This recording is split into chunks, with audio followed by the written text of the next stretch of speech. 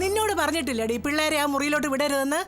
ഞാൻ വിട്ടതൊന്നുമല്ല, സൂര്യമോള് തന്നെ ഓടിപ്പോയതാ. പിന്നെ അവള് വെറുതെ തന്നെ അങ്ങ് ഓടിപ്പോയോ? നീ എന്തെങ്കിലും ഉപദ്രവിച്ചു കാണും. എന്റെ ഇടി പേടിച്ച് ഓടിയതാ. നല്ല മക്കളല്ലേ, വഴക്ക് കൂടാതെ രണ്ടുപേരൂടെ സ്കൂളിൽ പോകാൻ നോക്ക്.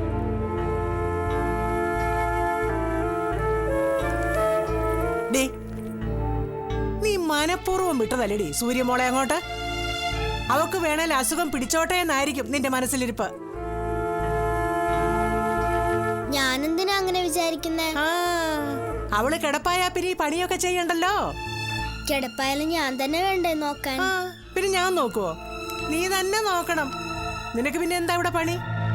അതിനാ നിന്നെ തീറ്റി പോറ്റുന്നേ.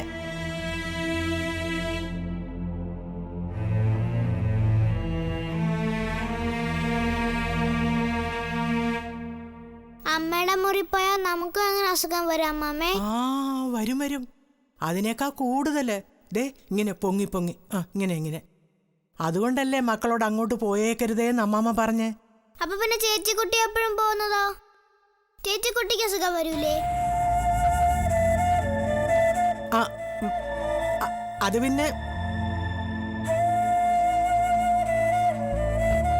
ചേച്ചിക്കുട്ടിക്ക് അസുഖം വന്നാ ആർക്കെന്ത് ചെയ്താ അപ്പുക്കുട്ടാ?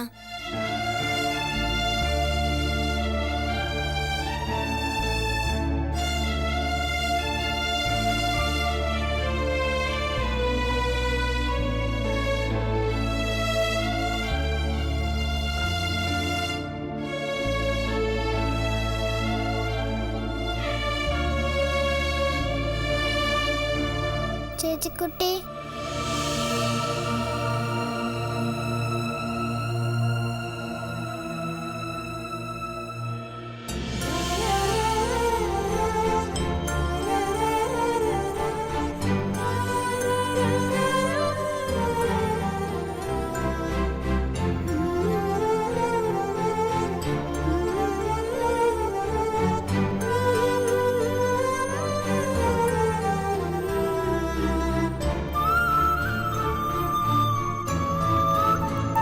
ചേച്ചിക്കുട്ടി,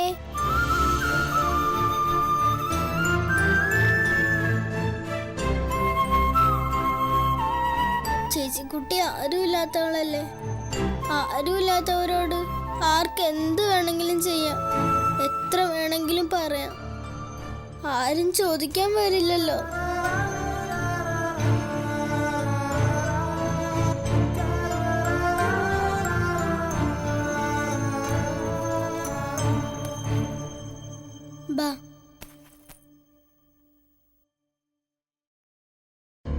അല്ലെങ്കിൽ ആര് ചോദിക്കാനാടി?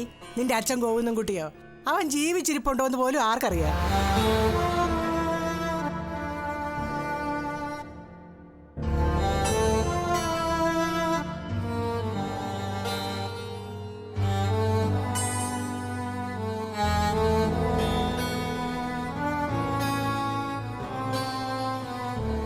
എന്താ പൊണ്ണി? അമ്മാമ്മ എനിക്ക് ഇഷ്ടല്ല. എന്തിനാ എപ്പോഴും ചേച്ചിക്കുട്ടിയെ വഴക്ക് പറയുന്ന?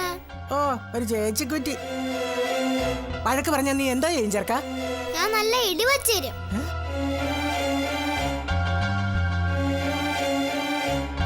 ഇവനേതോ വാത കയറിയതാ. അത് സാധാരണ ഇനമൊന്നുമല്ല, ഏതോ മുന്തിയ ഇനവാ.